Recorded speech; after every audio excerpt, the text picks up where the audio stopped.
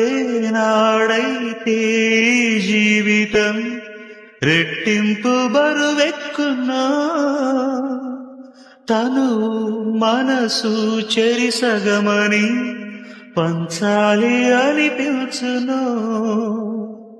సరిగా అదే శుభముహూర్తం సంపూర్ణమయ్యేందుకు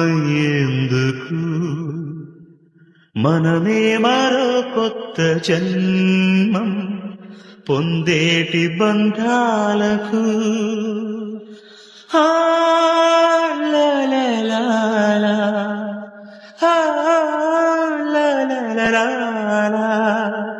నీ నవ్వు చెప్పింది నాతో